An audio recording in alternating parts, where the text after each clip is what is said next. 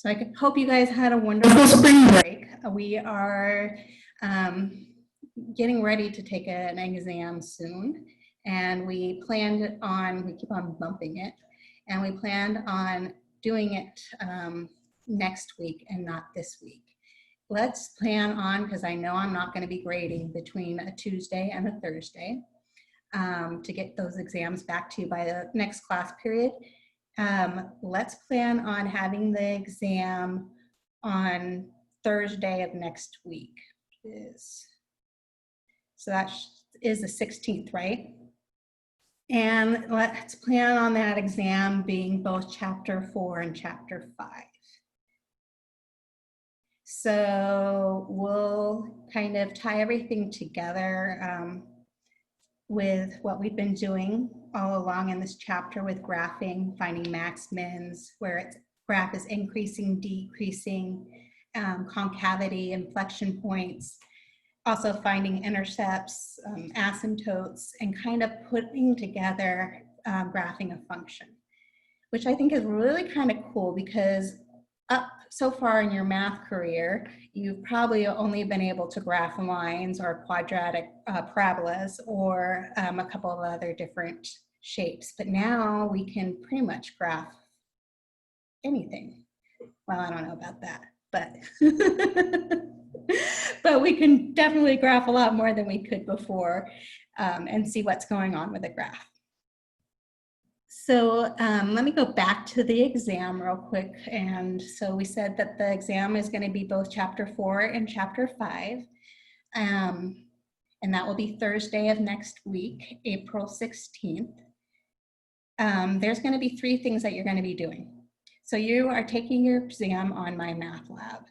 And so the day of the exam, it will open up at 12:01 a.m.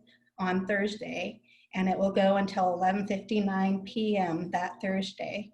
You will be able to get on and take the exams. You want to make sure that you have, and I'll set the time limit, I'll give you a little extra time. I'll probably set it for 2.5 hours, but making it so it's more like an exam that would take you your class period. So you want to make sure that you have 2.5 hours set aside, 3 hours set aside when you're going to take the exam. And you don't want to get on there at 11:30 p.m. because that doesn't give you 3 hours. So make sure that you have that time set aside to take the exam because you're not going to be able to leave it and come back to it. So while you're taking the exam on My Math Lab, you're just going to be writing up the solutions just like you would have if you were doing your homework. So you want to make sure you're showing all your work. And then once you've finished the exam, you're going to upload those within 15 minutes of submitting your exam on My Math Lab onto an assignment that I have posted on Canvas. And it will say test 2 written work. And so you're going to upload that as a PDF. I know there's some way, and some of you are doing it, some of you aren't, and I tried to flag someone in one of my classes but haven't heard a response yet. But there's some way that you can upload these documents so it's one file and I don't have to go to different files and open them up individually. So let's try to figure out how to do that before you upload it. And I'll try to research that too. The other thing that you're going to be doing besides doing the test on My Math Lab, writing up the solutions, the last question on My Math Lab, you're going to pull out your cell phone and you're going to videotape yourself kind of explaining how you would solve that problem and writing down the solutions to that problem. And then there's going to be a different assignment on Canvas saying test 2 video last test question. And so you're going to upload that video to me. And then you'll be graded off of those 3 things. I will look at problems that you did wrong on My Math Lab. I will go and look at your work and see what you did wrong, and then give you partial credit if you just, maybe there was a slight error in there or whatever. So I'll give partial credit. The other thing is though, if I know that there's something that needed work and you don't show work, then it's possible that you'll be docked or not get any points for that question. So you want to make sure that you're showing your work and uploading all of that work. And then I'll also grade you on that video and your explanation. And so if for some reason you don't understand that problem and how to do the whole thing, just walk me through what you know and then start telling me what you're struggling with and what you don't understand. And maybe tell me, you know, I'm stuck here, but this is what I would do to finish this problem if I wasn't stuck here. So give me and talk to me about that problem so I can give you some partial credit if you can't do the whole thing. So let me ask you guys if you have any questions, and I'm going to pause the video or pause the recording and answer any questions before I start lecturing. Okay, so we're looking at a homework question from 5.3, number 5, or similar to what you would have seen on that section. And so it says for a function f of x equals the natural log of x over 4x, find the second derivative, and then find the second derivative evaluated when x is 0 and when x is 3. Yeah, it's pretty straightforward once you find the second derivative. I just couldn't. You couldn't find the second derivative? Right, so you were getting stuck on finding the second derivative. So finding the first derivative, we know that we need to use what? Quotient rule. Right, so we need the quotient rule. So when we're finding the derivative of ln of x, that's still 1 over x, right? Even though we're just going to stick the x under with the 4x. Yeah, you're right. And we need the rule for the natural log of x. And so recall, so if y was equal to the natural log of x, the derivative of that, which you just said, was 1 over x. And so when we use the quotient rule, yes, we're going to use that fact. So let's use the quotient rule. And so we're looking at f prime of x. I'm worried I might not have room. So that tells me that I am taking, and I'm not going to take the derivative yet. I'm going to take the derivative of the numerator, ln of x, all times the denominator, 4x, minus the numerator, ln of x, all times, and I'm going to move that.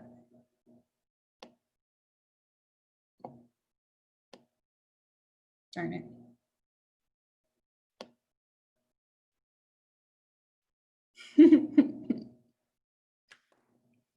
Sorry.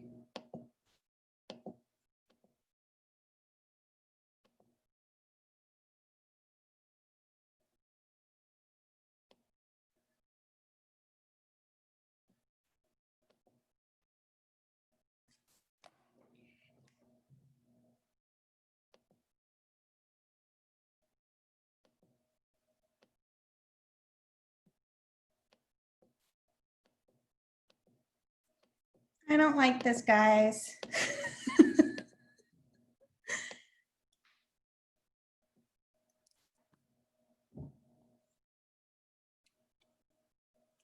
just going to erase that. All times the derivative of the denominator, which is 4x, sorry, all divided by your denominator, 4x quantity squared.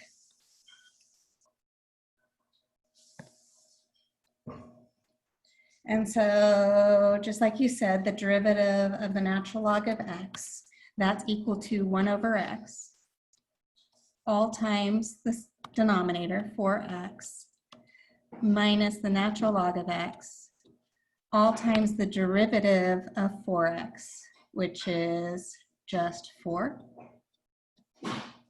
all divided by 4x quantity squared. So 4x times 4x is 16x squared. And so notice that 1 over x times the 4x in the numerator, your x's cancel. So that's kind of nice. So x's go away, and you're left with just 4 for that first piece. And so we have 4 minus, so this right here, this is really like 4 times the natural log of x. Let's put that out front. All over 16x squared. So notice we can factor out a 4 from our numerator. And if we pull out a 4 from our numerator, we'd have 1 left for the first term minus a natural log of x for the second term, all over 16x squared. So now that I factored that out, I can cancel. So I have 4 in common on the numerator, in the numerator and denominator. And so we're left with 1 minus natural log of x all over 4x squared.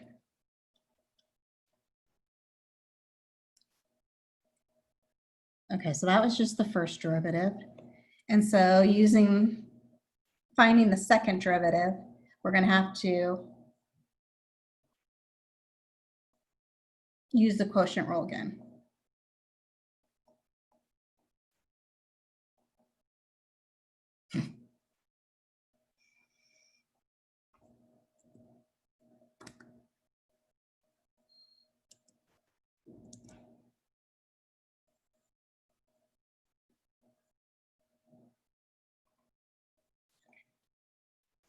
Okay, so I'm going to take the second derivative. And so we know that we need to use the quotient rule. And so I'm going to take the derivative of the numerator.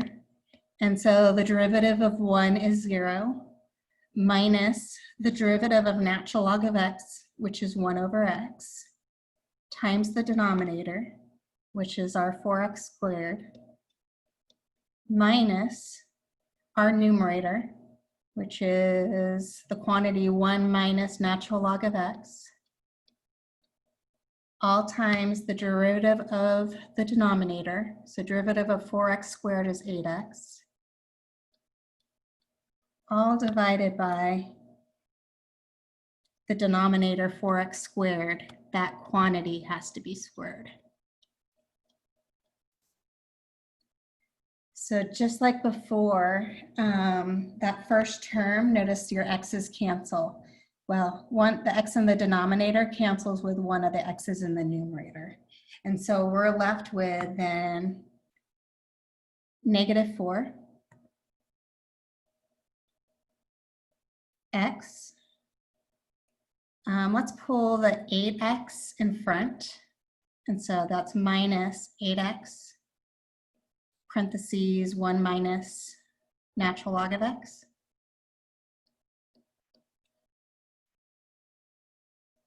All over, so 4x squared times 4x squared. So that's 16x to the 4th.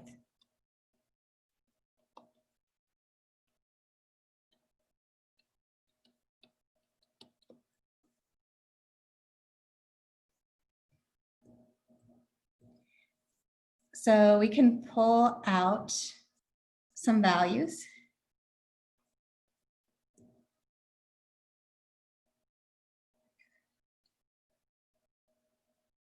Do we want to do that? It doesn't matter. We can either just start plugging it in now, or we can factor out. I noticed that I can factor out a -4x. And if I did that, I would be left with +1 plus pulling out 4x here. So that's going to be 2x. No, just 2. I pulled out the x. Times 1 minus ln of x.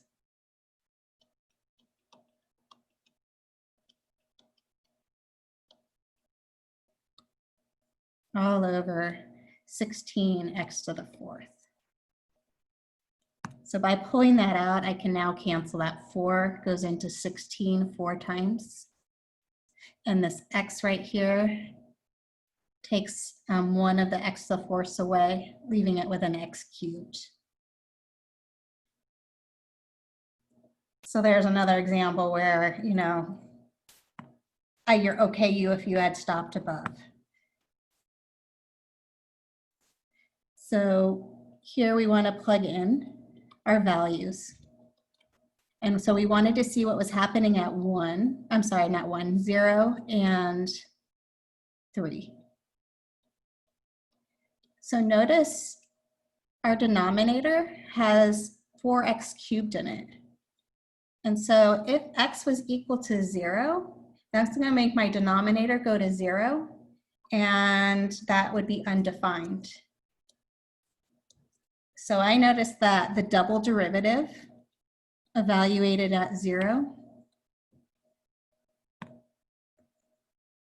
Well, actually, this is undefined. There's actually two reasons why this would be undefined. It makes this equal to 0.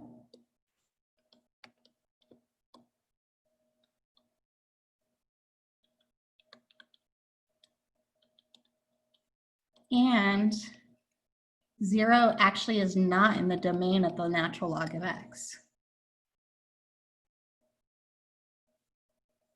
So for y equals ln of x, x has to be greater than 0. Okay, so the double derivative is undefined at 0, but at 3 it is not.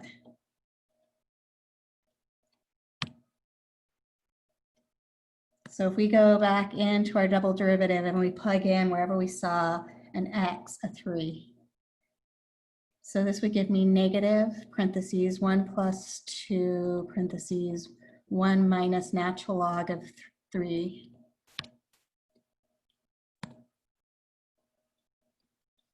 All over 4 all times 3 cubed.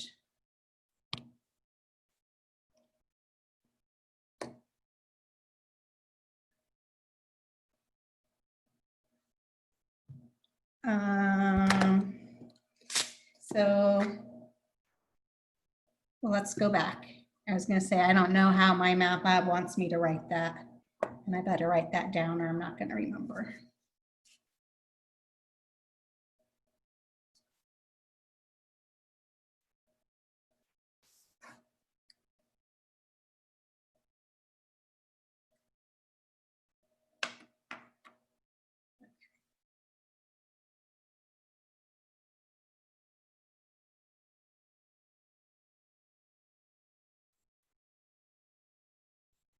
Now, the first thing I wanted was the derivative, second derivative.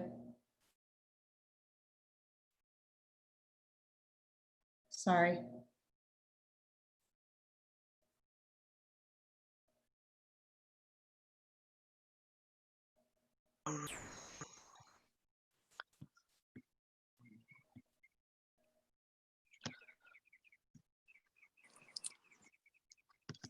Okay, so our second derivative was negative, parentheses, 1 plus 2, 1 minus ln of x, all over 4x cubed.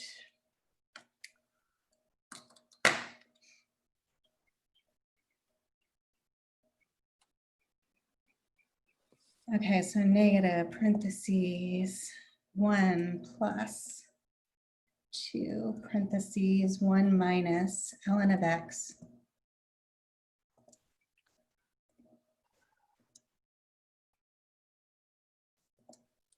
all divided by, darn it.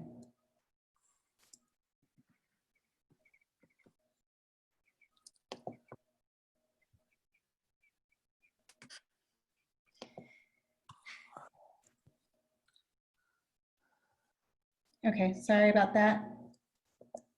1 minus ln of x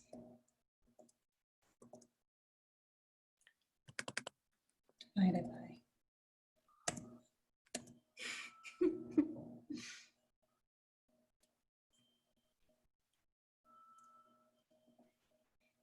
I don't have I don't have practice like you guys on my math lab. Try highlighting the whole thing before putting it. Yeah, that's what I was going to do. I'm going to highlight. By the way, you have 1 plus 22.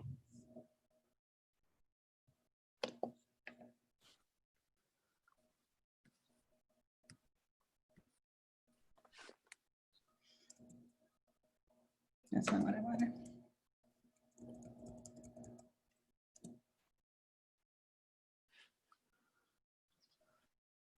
Oh, it wants one more parentheses. It should be a red parentheses when I do that now. No.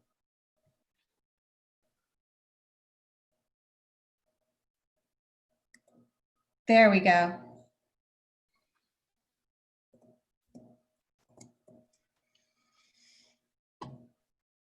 Okay, fingers crossed. Is that what you guys feel all the time? Yeah, the beginning of this chapter was, the first couple questions were tough, honestly. So undefined. Okay, so approximately they wanted us to put this into our decimal do not round until the final. But we did do it right. So putting in 3, we should be fine, right? Do we need to go through that? So I'm not going to put it in. Is there any other ones on this section you guys wanted to look at before we moved on? 2. I don't know why, I just wasn't able to come out to the right answer. Yeah. Maybe, I don't know. I'd have to look at what your answer was in your work. So if you want to upload that and share it with me, I can look at it for you. But not right now. Okay, so let me get out of here.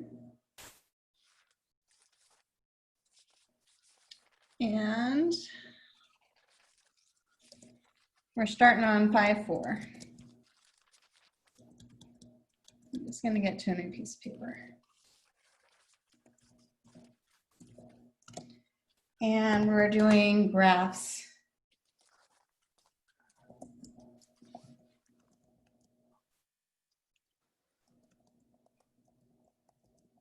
And the derivative. Okay, so I'm going to kind of just give you an outline of what you want to do when you're doing this. And so it doesn't necessarily, some order doesn't matter, but sometimes it's really helpful when you're going to graph is to find the domain of the original function.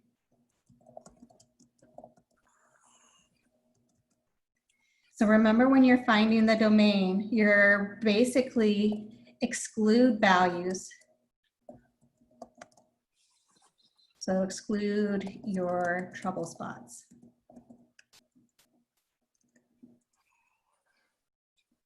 And so when I'm talking about trouble spots, that would be values that set the, oops. Something happened.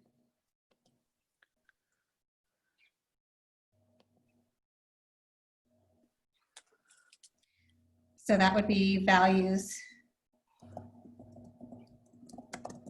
that set the denominator equals 0.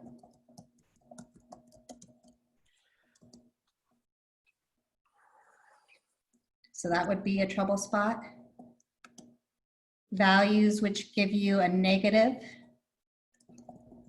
underneath an even powered radical. So like square root, you can't have a square root of a negative because that's an imaginary number. So values that give you a negative under an even powered radical. So I could have a negative underneath a cubed root, an odd power,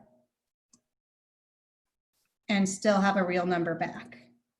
And so I don't have to exclude exclude any values there. And then the other case scenarios that you have to worry about are logs. So when you have ln or a log base b of anything, of let's say some function g of x, just like we saw in that last example, what you're taking the log of has to be greater than 0.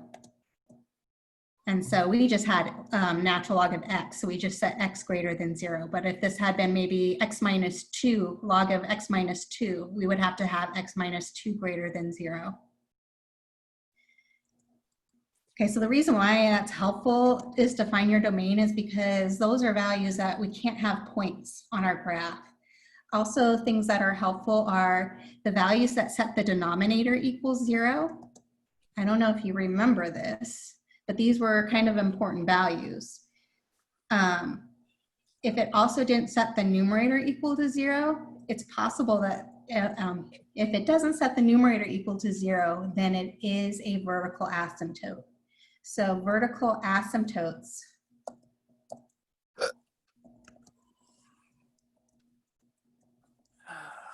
occur. Or maybe let's just say or could occur here.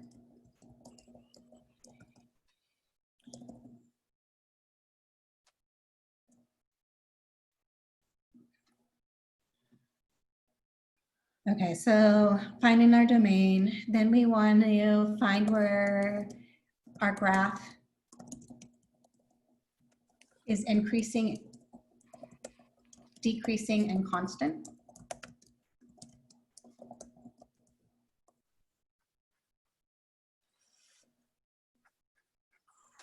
And so that was when we looked at the first derivative, right?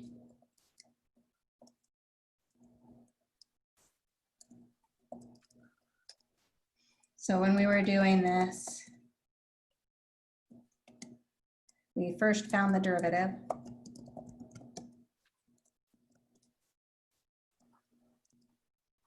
Once we found the derivative, we set our derivative equal to 0.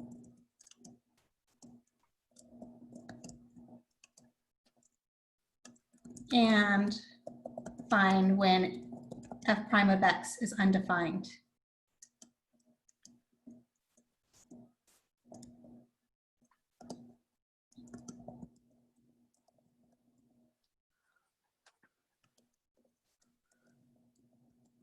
These are our critical numbers.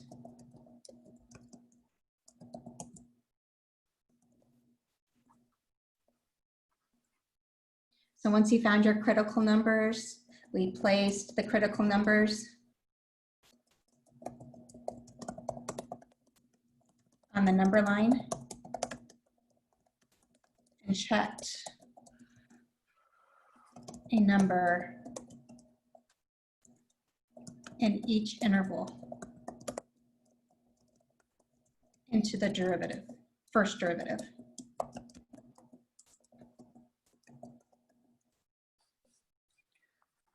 And so a couple things what we found. If we found that f prime of a number was, so let's just say if c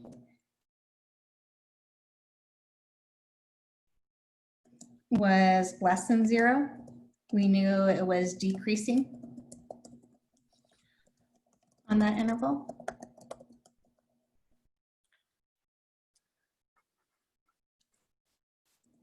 If we saw that the derivative of our function,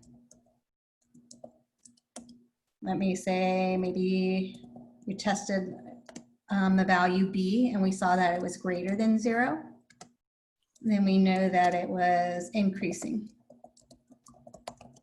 on that interval.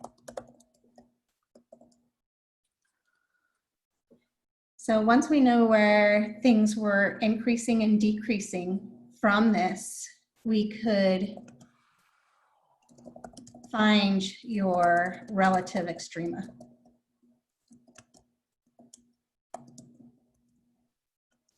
Or local extrema.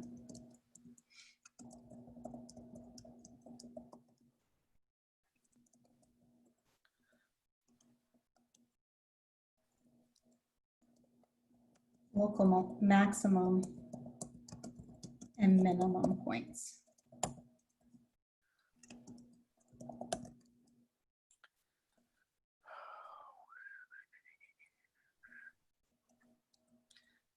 Okay, so we saw by looking at this, it depended on where things were increasing and decreasing. I'm gonna try something. So if we had an arrow going up and then an arrow going down, that didn't work.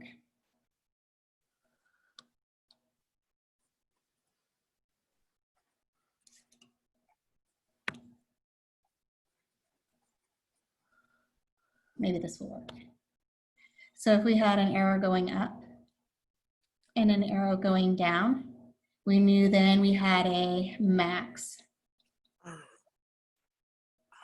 And if we had an arrow, it was decreasing and then increasing, this would be a min.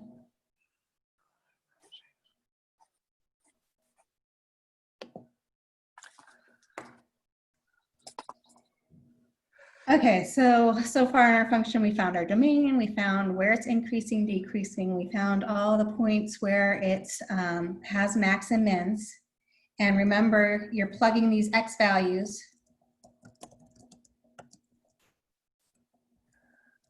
back into your original function.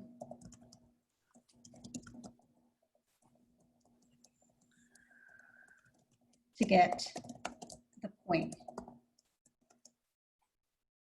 of the local extrema.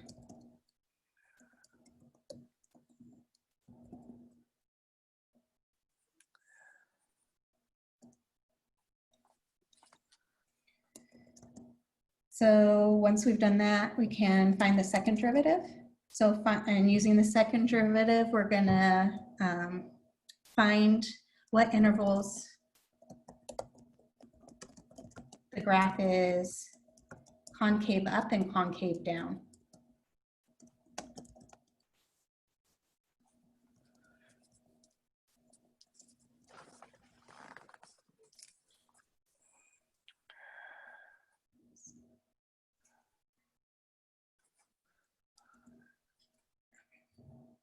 So we did this by finding the second derivative.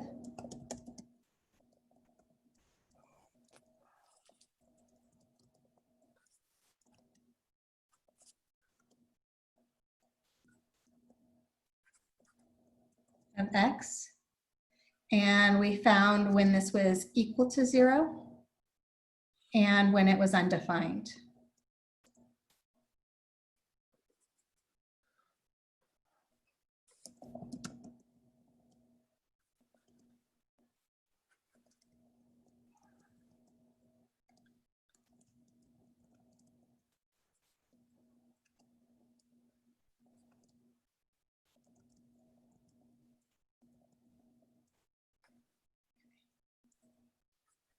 So these values here, if it changed inflection and it wasn't across an asymptote, these values here, when it's equal to 0, would be, if they change concavity, would be inflection points.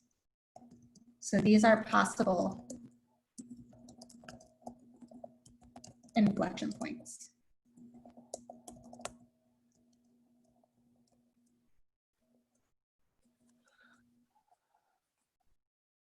Okay, so just like we did before with increasing, decreasing, we want to put these values, put the numbers you found on the number line.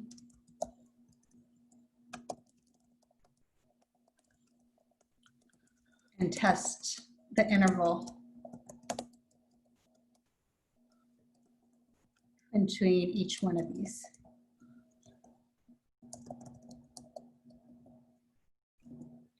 And so when you do that, if you found that the derivative, second derivative, when you plugged in some number,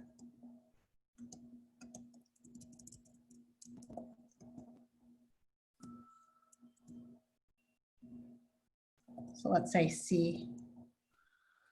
If C was and you're plugging it into the second derivative, if you plug it in and it's bigger than 0, then it's concave up on that interval.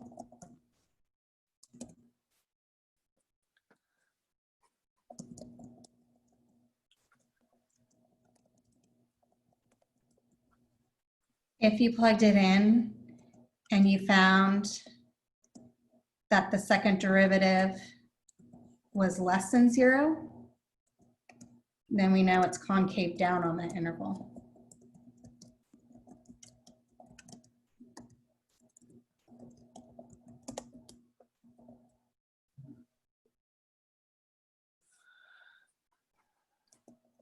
So once you find intervals where it's concave up, concave down, find your inflection points.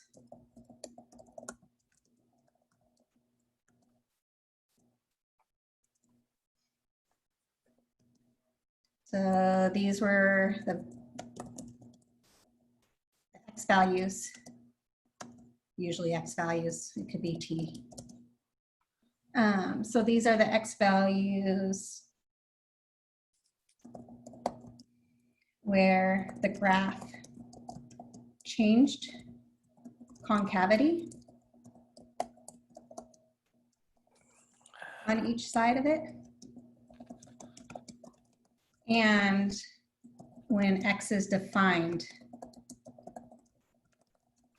or it's in the domain in the original function.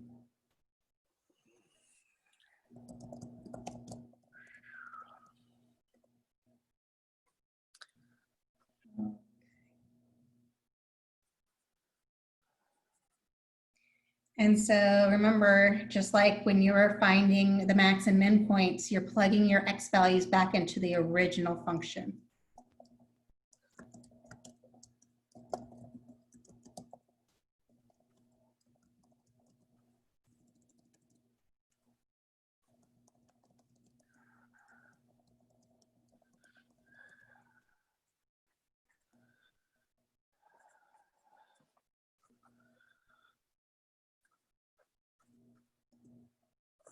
Okay, so a couple other things that can help us. Find your X-Intercepts. That's where you set f of x equal to 0.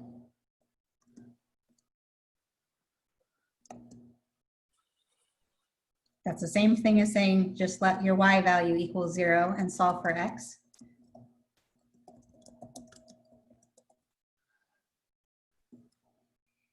You want to find your y-intercept.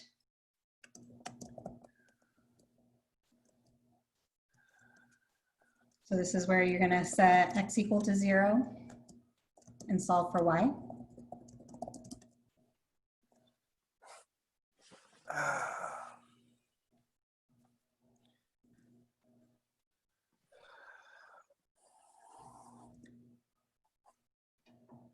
And last but not least, other thing that will help us graph this is look at the end behaviors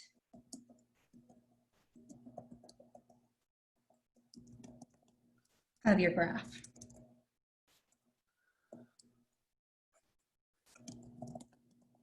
And so we were doing that. This was like at the beginning of the semester when we were looking at limits. And we were looking at the limit as x went to positive infinity. Let me just try it.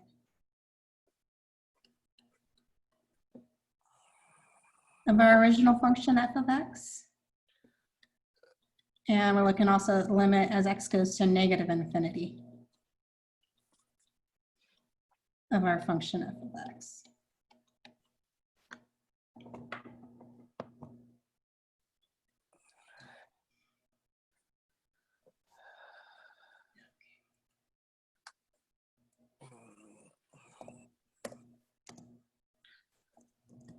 Put all the pieces together and you have your graph.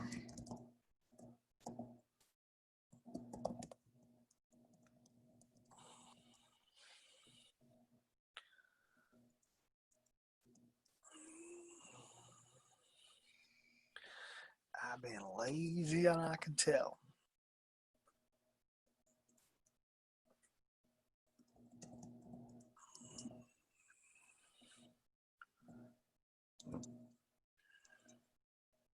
Okay. I'm sure you guys are so excited and can't wait to see your first example. Yep. But as you can see, Oh my gosh, God. that took me a while to type that out. Sorry about that. It probably would have taken me longer to write that out. It's going to take us a little bit of time to do it. So let's take a break before we start instead of after we start. Does that sound good? No problem. So let's do a 10-minute break. Let me pause All that. right. Okay, so we're now going to put everything that we just talked about together and graph a function. And so we're going to graph y is equal to x cubed minus 6x squared plus 12x minus 11. So looking at this function, I noticed that this is defined everywhere. I don't have any trouble spots. There's no variable in a denominator. I don't have any square roots. There's no natural log. And so my domain are all real numbers. And now I want to figure out where is this graph increasing and decreasing. And so we could figure out where it's increasing and decreasing by looking at the first derivative. And so we're going to look at the first derivative.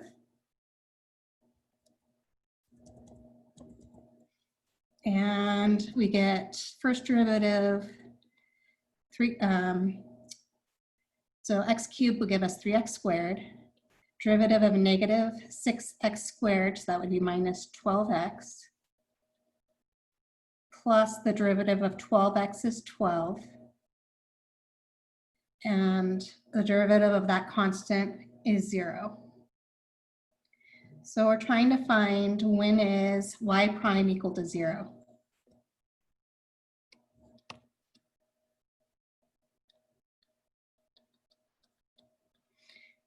And so while I set this equal to 0, I'm going to factor out a 3.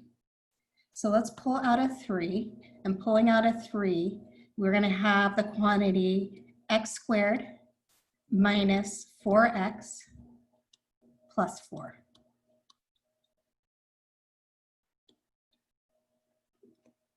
So we're going to look at factoring x squared minus 4x plus 4. And so what two numbers multiply to positive 4, but add to give you negative 4? And so negative 2 and negative 2 would work. And so this would be factored as x minus 2 times x minus 2, or x minus 2 quantity squared.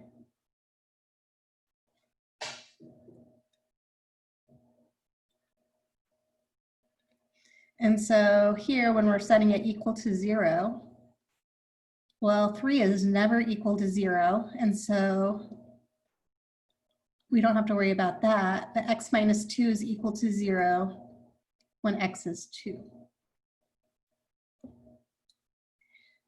And then looking at my derivative, it's defined everywhere. So the only critical number I have is x equals 2.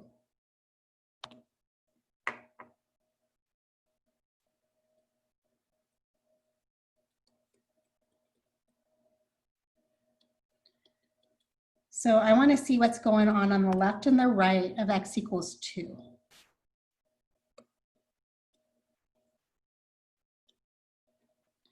And so looking and choosing a number to the left of 2, so what about 0? And if I plug 0 into the derivative, I'm going to look at the non-factored form. If I plug in 0 into this derivative, I just get back 12. And so the derivative at 2 is positive. I'm sorry, when x is 0.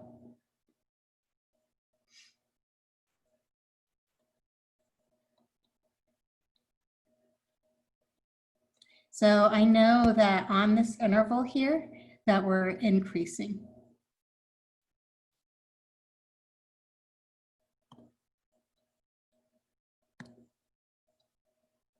So choose another number. So what about x equals, and we need to do it on the other side of 2, so x equals 3. So if we look at the derivative at 3,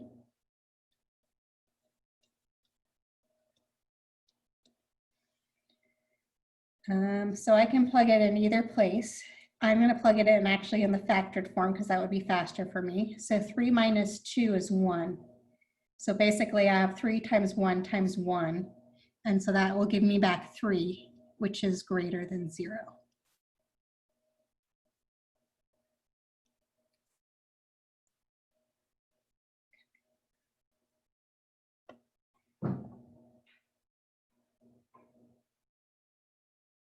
So what does that tell me then at x equals 2? That's bizarre, guys. Oh, no, it's not. I was thinking my original function was a 4th degree. So x equals 2, we know now that it's increasing everywhere.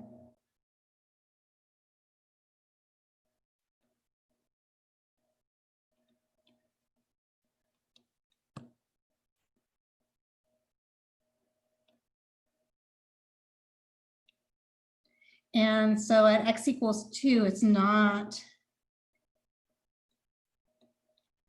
a max or a min.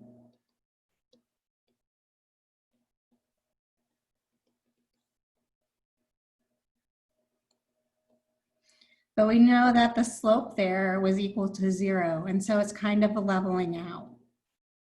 And so a couple other things that I want to find before I can put this together is maybe some intercepts. And so I want to find out when this was, what the x-intercept is if possible, and what the y-intercept is when possible. Actually, I also want to know concavity. So how about let's take the second derivative.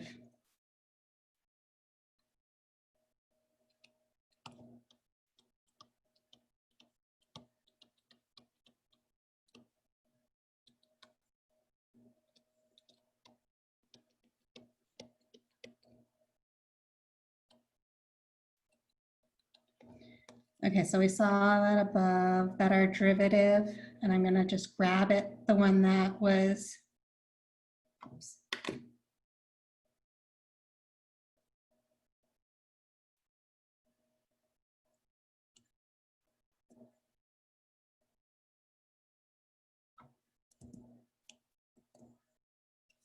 Sorry.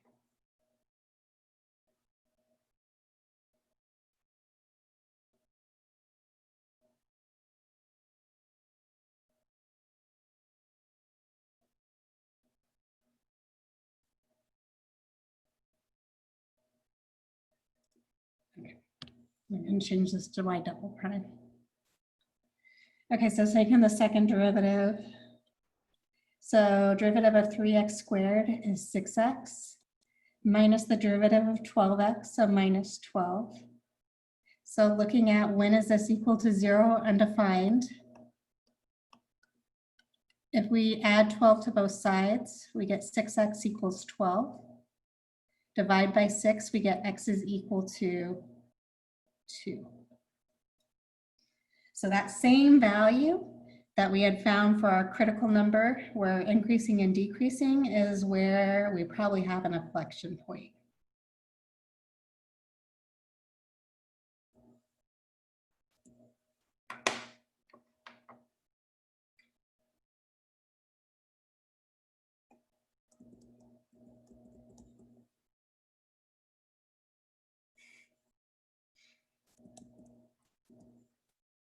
I want to get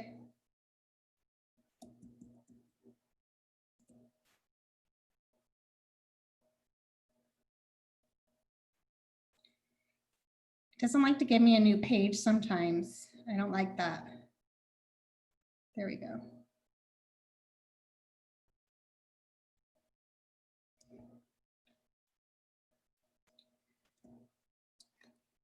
Okay, so we have x equals 2 as a critical number, possibly inflection point, probably definitely an inflection point. If we put 2 here, choose a value on the left and the right and plug it into the second derivative.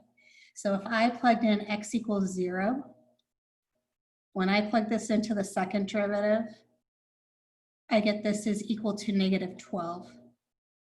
This is less than 0, and so I know my graph is concave down.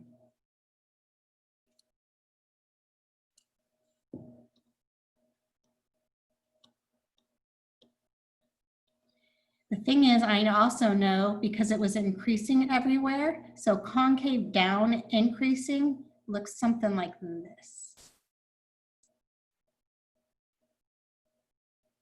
And so now let's choose a number on the right of 2. And so let's say if we plug it in 3 and we plugged it into the second derivative, we get 6 times 3 is 18, and 18 minus 12 gives us 6. So this is less than 0. I'm sorry, this is positive. This is greater than 0, which means it's concave up.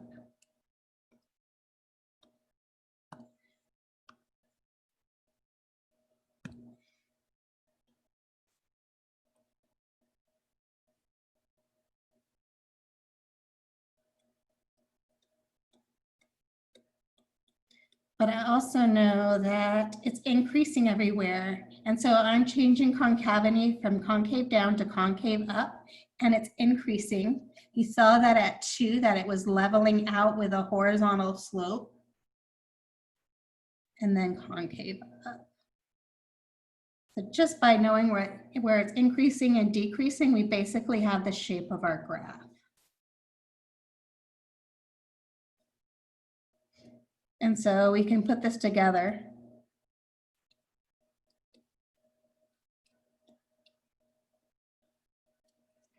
Because exactly where this goes, we don't know quite, but we can look at some points. And so we notice that 2 is kind of an important point because that's where it changed concavity. So let's figure out on our original function. Let me go back to what our original function was. Come on.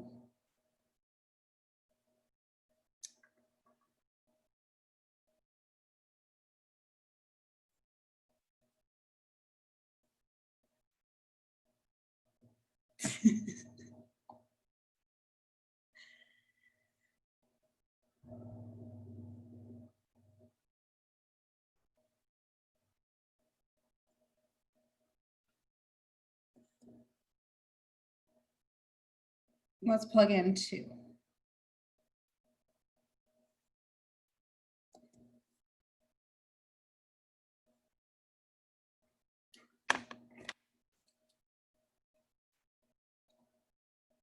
So if I look at y of 2, this is 2 cubed minus 6 times 2 squared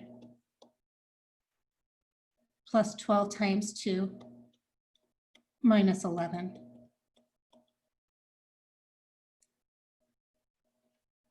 So looking at that, 2 cubed is 8 minus 2 squared is 4 times 6, so minus 24, plus 12 times 2, which is 24, minus 11.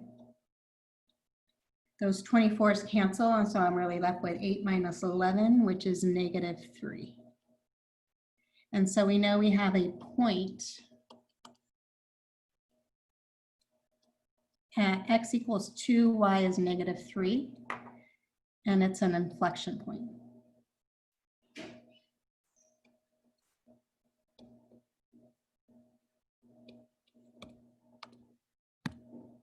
So if I go x over 2 and I go down 3, I get a point that is right here. So we knew that it was increasing and it was concave down at first. It leveled out and then it was increasing. And it was concave up, so it's still. So we have something that looks similar to this. And depending on your scale, it could look a little different.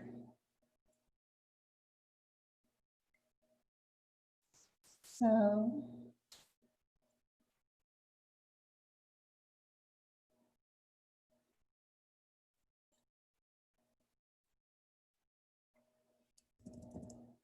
if you look at this, our original function was x cubed minus 6x squared plus 12x minus 11.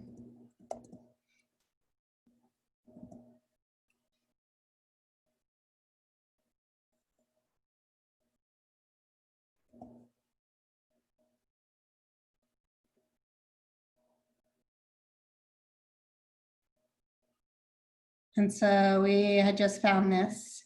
So notice that looking at this graph, it's concave down, it's increasing.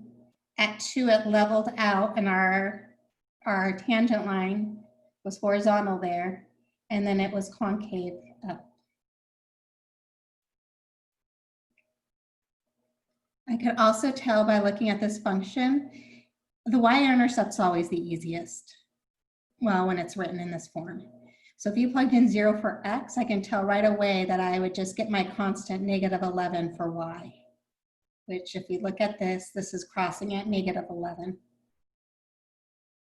X is 0, y is -11. Looking at my original function though, we could, because of the skills we have, we don't necessarily have college algebra. It might be hard for you to find that point right there. Because looking at this function, the only way I could factor this, or I can't factor it actually right offhand, I would have to use some skills I know from college algebra. And I know not all of you, that's not a prerequisite for this course. Okay, so let me do another example. And let's do a rational function.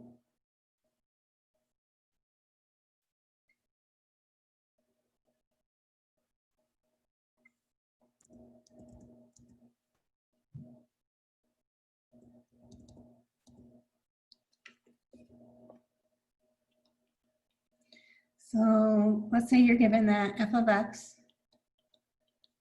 is equal to x cubed minus 6x squared plus 12x minus 11.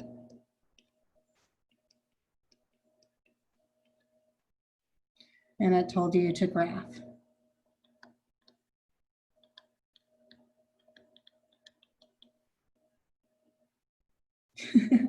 This is the same question. I'm glad you're awake. I thought I lost my mind for a second. No, Yeah. I realized that after I looked back to, okay, what are we gonna do to start? You notice Like, man, I this have, is looking really familiar. I hope you can do that one now. How about negative 2x all over x squared minus 4? And so if I look at this and I want to figure out what the domain is, I notice that because I have a variable in my denominator, I notice that x squared minus 4 cannot equal 0. So we want to exclude these values from our domain. And so there's a couple ways that we could solve for x there. We could factor it. So it's a difference of squares, so x minus 2x plus 2. And so I could see that x cannot be 2 and x cannot be negative 2.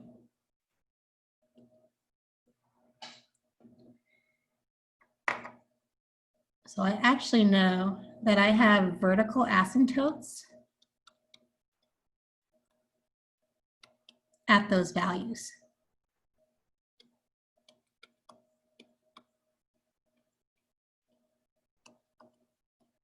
At x equals 2 and x equals negative 2.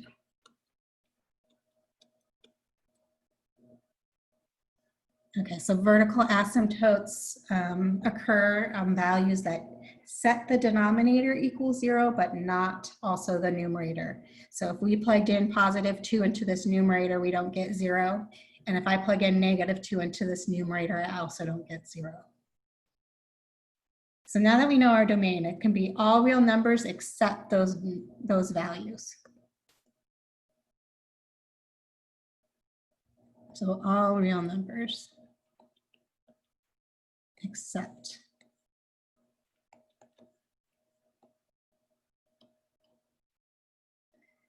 So now I want to see where this is increasing and decreasing. And so I need to figure out what my derivative is in order to find that. So we want to find the derivative of f prime of x.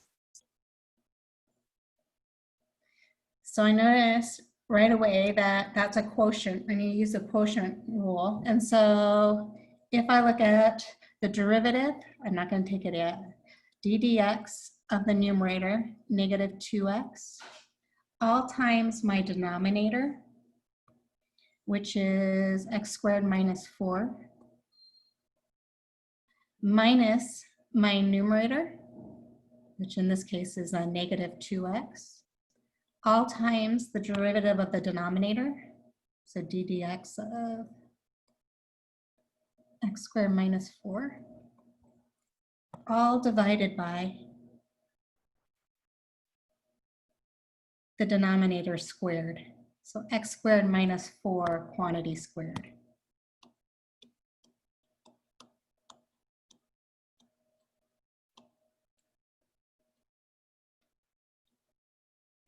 Okay, so going through and taking the derivatives of those pieces, derivative of a negative 2x, that just gives me negative 2, times that x squared minus 4, minus a minus, so this is really plus 2x, times the derivative of the denominator. Well, derivative of the denominator, x squared is 2x, and the derivative of negative 4 is 0. All over the denominator squared.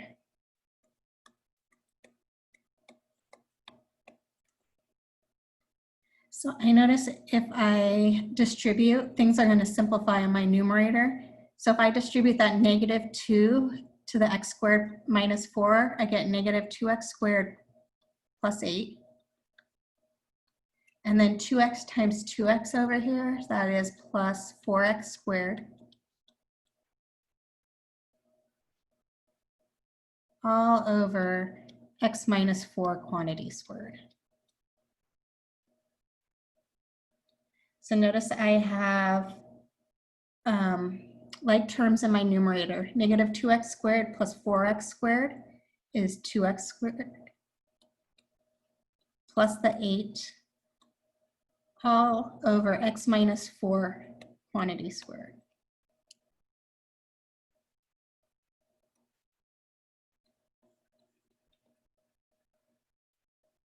So we need X to, squared minus 4. thank you, x squared minus 4.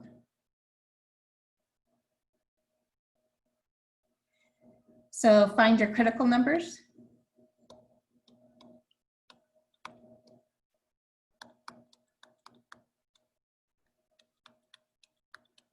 That's when our derivative is equal to 0 and undefined.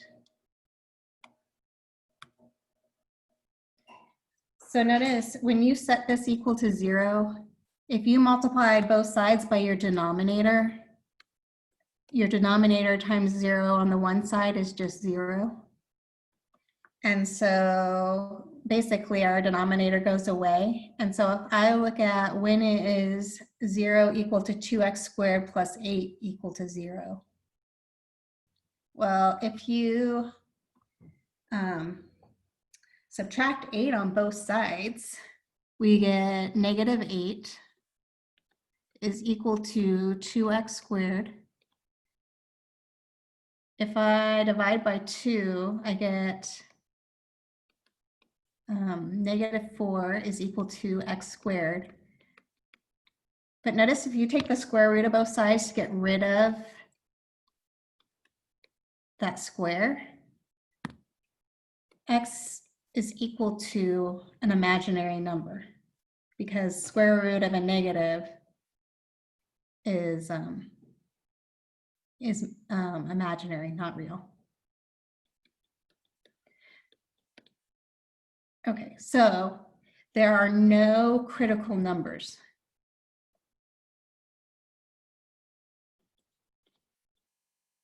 Oh, actually, no critical numbers that give us 0, but we also have to look at where this is undefined.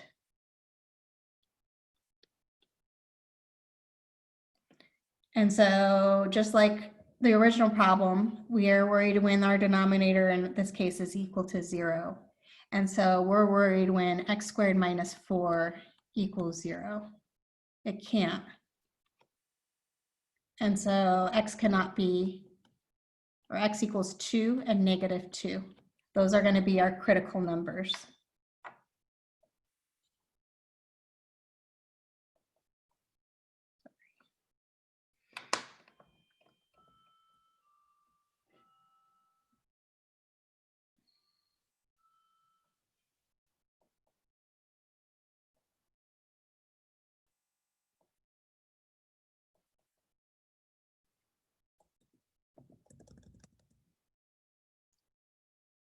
Okay, so we have two critical numbers, negative 2 and 2. We want to see what's going on the left and the right of those values. Those are actually the values, I believe, in our original that it was undefined at, or our asymptotes were occurring.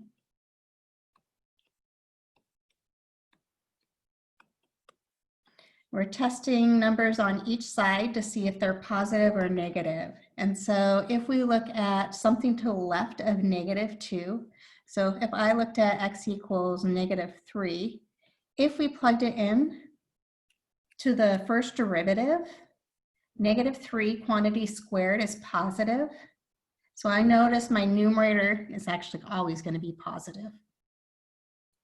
All over, if I plug in negative 3 into my denominator, that's also going to be a positive number. So positive over positive is greater than 0. And so it tells me that it is increasing on the left of negative 2. So if we choose a number that is between negative 2 and 2, if I plug in 0 here, I get 8 in my numerator, which is positive, all over, and I plug in 0 into my denominator, I get negative 4 quantity squared, so it has to be positive. This is greater than 0, and so again, this tells me it is increasing. And then the last case, which we hopefully already know or can see, if we plug in 3, again, we get the same scenario, positive over positive, it's greater than 0, and so I know it's increasing.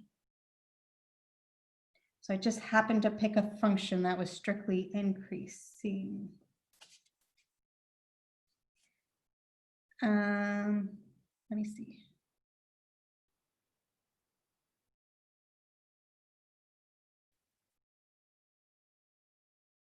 Okay.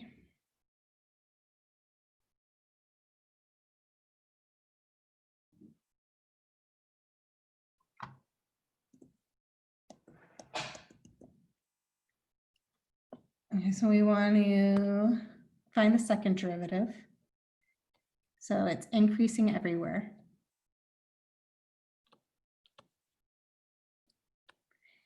The problem is we have the domain, and so actually we should probably just put negative infinity to negative 2. It's undefined at negative 2, so we have to put that open parentheses, union parentheses, negative 2 to positive 2, union 2 to infinity.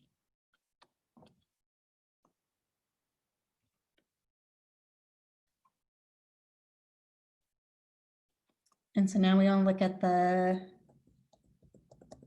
second derivative.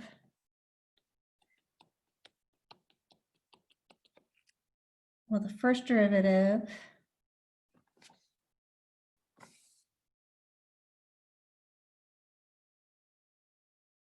there we go, was this right here.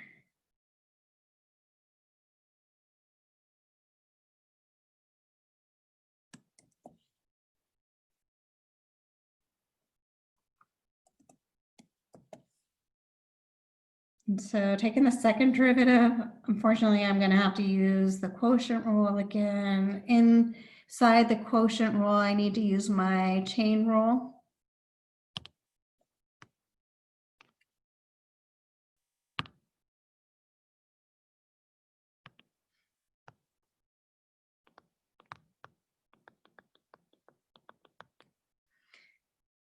So taking the second derivative, we're taking the derivative of the numerator. So I'm going to take that, if that's okay. I'll put that in red. So the derivative of 2x squared is 4x, and the derivative of the constant is 0. All times the denominator. So x squared minus 4, quantity squared, minus the numerator, so parentheses 2x squared plus 8, all times the denominator squared. So when I take the derivative of the denominator, I need the chain rule. And so I'm going to use, let's bring our power down front. So that's a 2 times the inside, x squared minus 4. Subtract 1 from the power, so that's now a power of 1, times the derivative of the inside. So derivative of x squared is 2x. And then we have this all over our denominator, x squared minus 4 squared. And now we have to square that.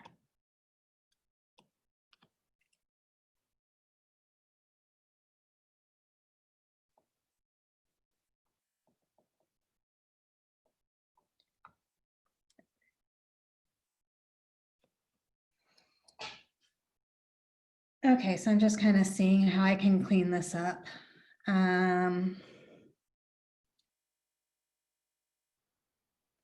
Sometimes it looks really nasty, but you just got to progress. So I am going to just rewrite that first piece, minus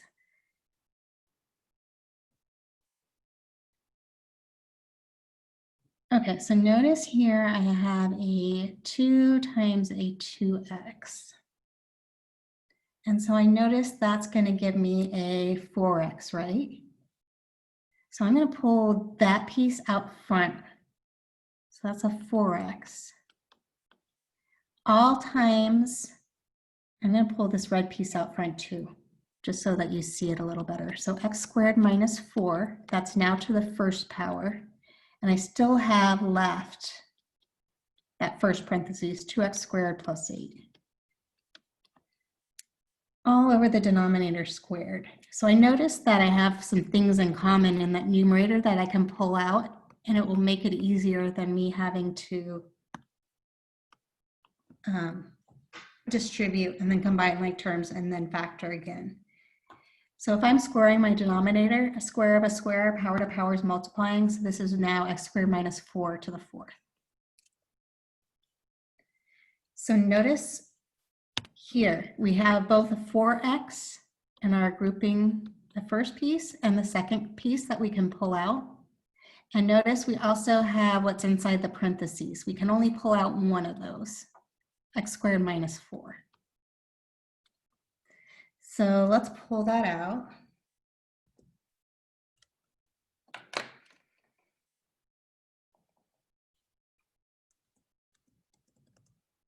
And when we pull that out,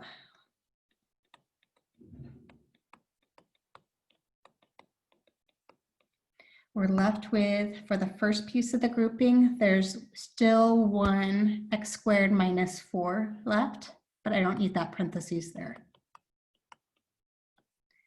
Minus, and when I pull it out for the second grouping, that's just left, I do need the parentheses because a minus in front of it, 2x squared plus 8. All over the denominator quantity. X squared minus 4, all raised to the 4th. So now we have a common factor in the numerator, x squared minus 4, with the 1 in the denominator. So that can cancel.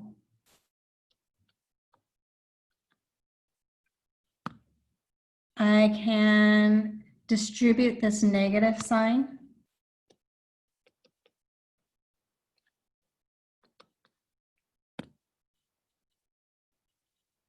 So right now I have my 4x out front.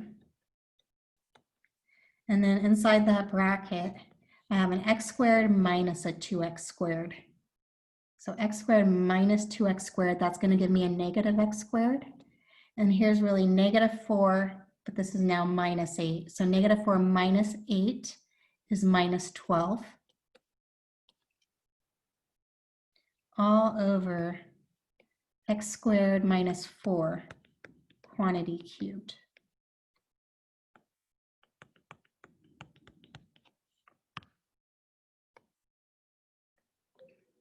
So we need to find when f of x is equal to 0 and double derivative, when the double derivative is equal to 0 and undefined.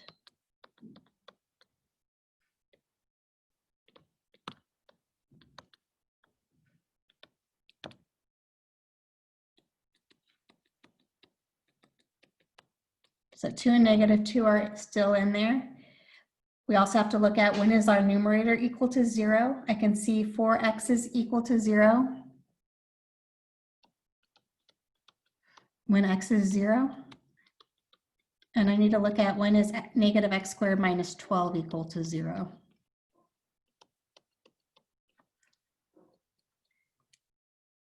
Negative x squared minus 12 equals 0. I'm going to add 12 to both sides, and then I would divide by a negative. I noticed right away that it's going to be x squared equals negative 12. This is not a real number, so I don't have to worry about finding it.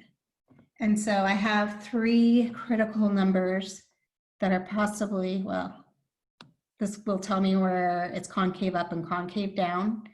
And I know 2 and negative 2, because those are asymptotes, cannot be an inflection point. But concavity can change in between the asymptotes. So I got to plug the values back into the second derivative, see if it's positive or negative, to see if it's in, concave up or concave down. And so choose something that is less than negative 2. If we choose negative 3 and we plug it into the second derivative, we want to see, is it positive or negative? Okay, so I'm going to get a negative out front times inside the parentheses. That's also going to be negative. Negative times negative to me is positive. All over, if I plug in negative 3 and square it, that's 9. 9 minus 4, that's a positive number cubed is positive. So this is greater than 0. So this tells me that this is concave up. So choose something between negative 2 and 0. And so if we chose negative 1 and we plugged it into the derivative, second derivative. So if I plug in negative 1 to the 4x, that's negative. If I plug in a negative 1, square it, but it still has a negative out in front, that's negative. That negative times the negative is positive over. So if I plug in negative 1 here, this is actually negative. A negative cubed, though, is negative. So positive over negative is negative, it's less than 0. So it actually is concave down in between negative 2 and 0. Choose x equals 1, something between 0 and 2.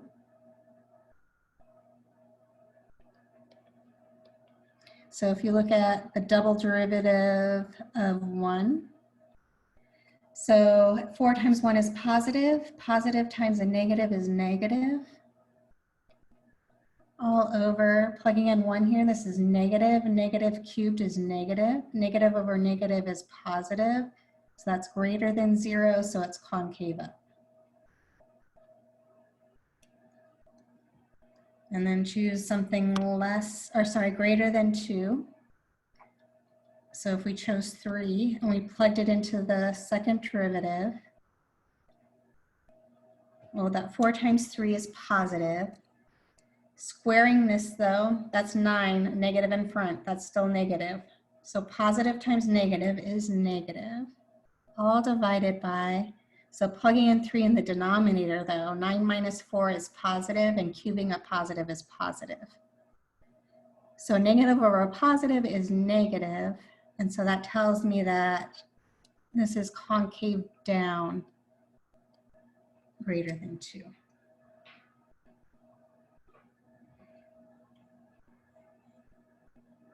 Okay, so we're pretty much almost done.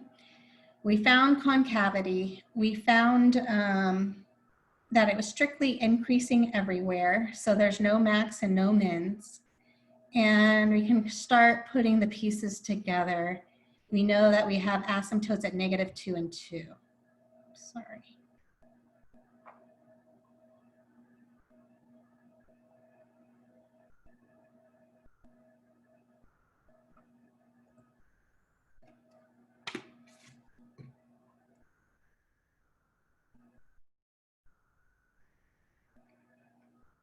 Okay. I'm either gonna have to get better at this, or I might need to go to target. Okay, so, no, I can't. Looking at this, we said it was strictly increasing everywhere.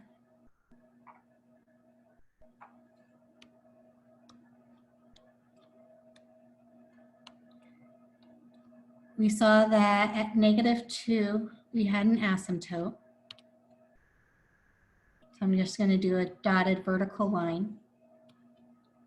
And I saw that at +2, I also had a vertical asymptote.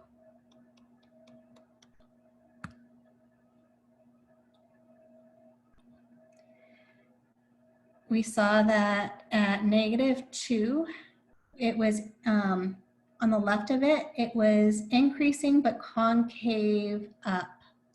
Concave up. I need to know, it's strictly increasing. Let me see if it has any X-intercepts. That would be helpful.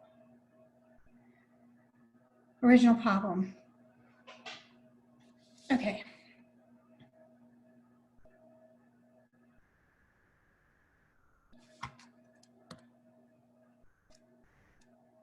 Your original problem was -2x all over x squared minus 4. So I can see that this is going to equal 0 when the numerator equals 0. So that's when -2x equals 0, and that's when x is 0. So this is a x-intercept. Okay, so that helps me. I know it's strictly increasing everywhere, and this is my only x-intercept. If you plug in a point on the left of -2, you're going to see that it is above the x-axis. So I can see that this is going to look like this. And it's concave up.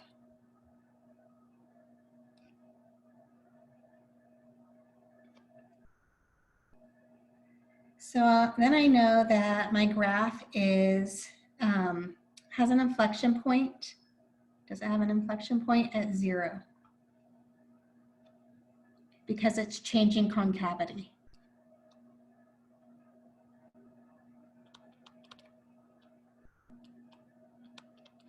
So it's concave down first, then concave up, and it's strictly increasing. So concave down, and then concave up, strictly increasing. Then on the right of 2, I again know it's strictly increasing, and it's concave down. If you choose a value on the right of 2 and you plug it back into the original function, I just don't have time to do that, you'll see that the value is negative. I know it's concave down, increasing, and the value, and it doesn't cross the x-axis because I found only one value where it was going to cross. So it would have to be below the x-axis, concave down, strictly increasing. It's going to look like this.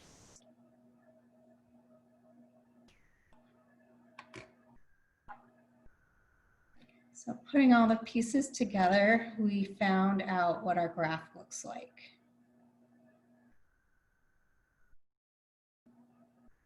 Pretty darn cool, right?